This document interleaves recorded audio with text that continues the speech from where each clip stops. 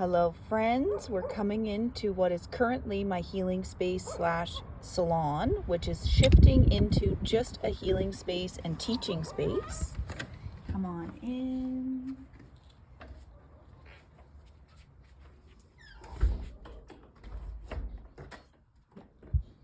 Hi everybody. I wanted to come on today to do a before because big things are coming. So this is the before video for all the changes that are coming to Speak Love Grow.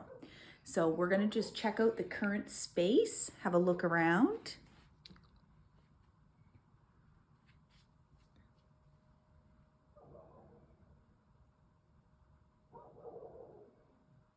It is currently outdated with carpet and all the hair stuff is going to go.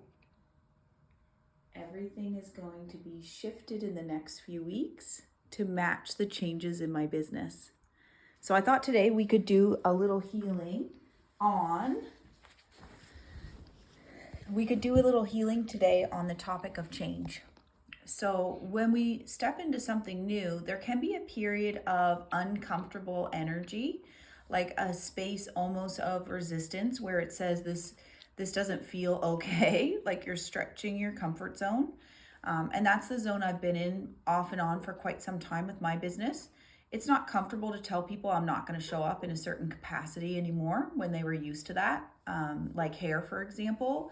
There was a lot of joy that came for me and especially for my clients in receiving eco-friendly hair services. So I honor the fact that it was a very valuable service, but it's not serving me to continue to do it. So I had to be able to set loving boundaries that it no longer served me or the greater good for me to be showing up in that way. So probably most of you can relate to that there are periods and decisions in your life that don't feel good, but yet you know you have to make those decisions. So if you haven't worked with me before, I just want to say the clearing statement out loud. It goes right, wrong, good, bad, all nine, pod, poc, shorts, boys, poveds, and beyonds. They're kind of crazy sounds, but each one is actually an acronym that works on the quantum level. So pod POC, for example, is point of creation and point of destruction, pod and POC. So they work together to actually find the point where it was created and then the point right now where we're going to destroy it and everything in between and all the energy associated with it and dissolve it instantaneously. I'm also going to use Theta, which is a modality that I love, I teach, and I work with all my clients. It's a brainwave, so a meditative state. And so with any Theta healing clearings or downloads, I do need permission. So you need to say out loud, yes, feel a yes in order to receive the healing or the new download, the new upgrade from the universe. So if you have the space to just take a minute and close your eyes and feel yourself breathing for a moment. Come down and into your body by bringing your awareness into your chest. Sometimes it helps to put your hand on your heart chakra, feeling your heart space fill up with air, 360 degrees, so your whole chest. And exhale through your mouth. And just this is a healing, to breathe deep into your body and exhale through your mouth. Brings in deep, deep relaxation and a place for your body to process. So that in itself, if you can spend 5 minutes a day doing that breathing, that is a gift to your body, mind, and spirit. So first and foremost, would you like to see what it would feel like to set loving boundaries? So this is a Theta healing download.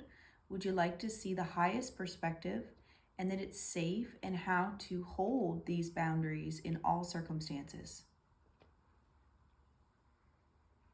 And any part of you that has resistance to setting boundaries because of people's reaction to that in the past, anywhere that there might have been shock trauma and cellular trauma where someone ran into the boundaries you were trying to set and they were triggered by that. Maybe it was something new, it was a change. So that boundary was a trigger for them, not personal, but it still could have actually created this sense of I need to pull these boundaries down or pull them away so that this person's more comfortable.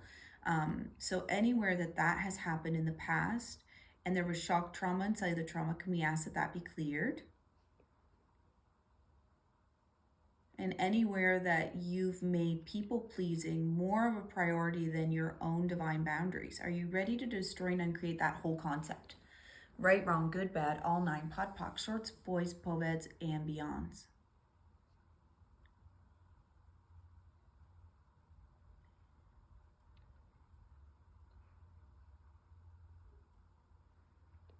There's a collective consciousness where change is resisted. Like there's a lot of doers in the world, change makers, people who embrace and sort of move through the discomfort and, in order to get to the other side of the change quite easily. And then there's a lot of the population where change is associated with trauma and fear and a loss of control. So because there often is changes in earlier life where you weren't asked for the change to happen, or literally life brings us changes like grief or loss that are just sort of obligated upon us. They just happen.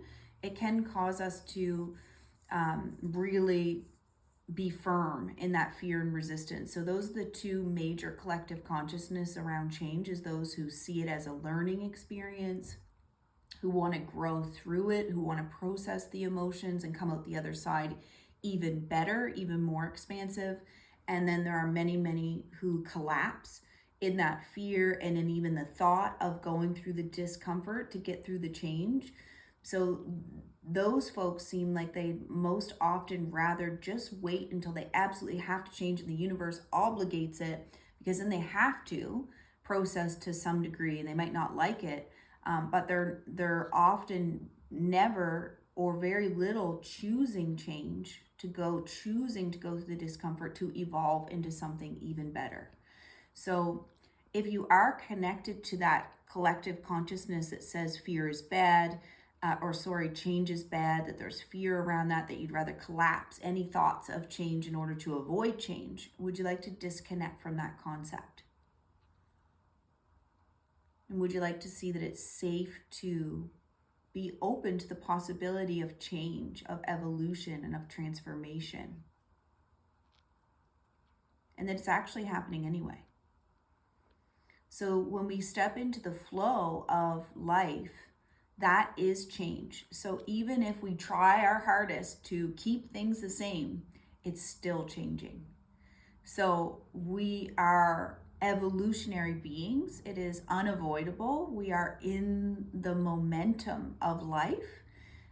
So anywhere that you might have put an anchor down, trying so hard to keep things the same because they feel good or they feel calm or settled or stable, an energy maybe that you're deep down lacking at some point and you finally found it, so you want to hold on to it, and it becomes like this desperation to hold on to the sameness.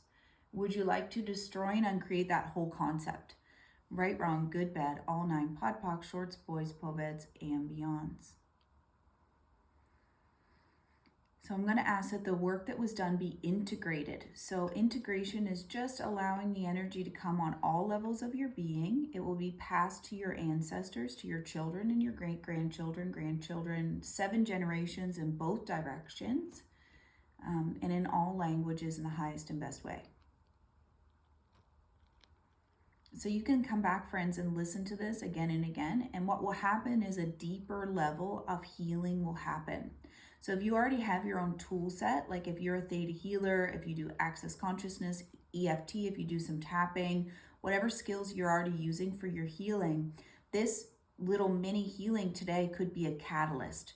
So whatever this has brought up for you, whatever you're feeling, whatever sensations are there, go with it. Use that momentum to continue to heal anything around this, because change and the discomfort in the action steps, like the destruction that often comes with change, like the dissolving of the old, is required to get to the rebirth, the beautiful new. And in this example, it will be my office. So tomorrow, my husband's going to be, actually tonight, he'll be stripping things down. He's going to be crack filling, putting mud. It's going to look messy. Everything's going to be dusty by tomorrow. The carpet's going to be torn up. We don't know what's underneath the carpet. New flooring's going in. It's going to be loud. And my clients have to be patient because I'm not going to be able to hold space for a few days when I normally would. So it is an uncomfortable period in there, in order for the rebirth to happen, which is a new beautiful space, which is more in alignment with what I'm going to be teaching and offering. So I hope everybody has an awesome day. I'll see you soon.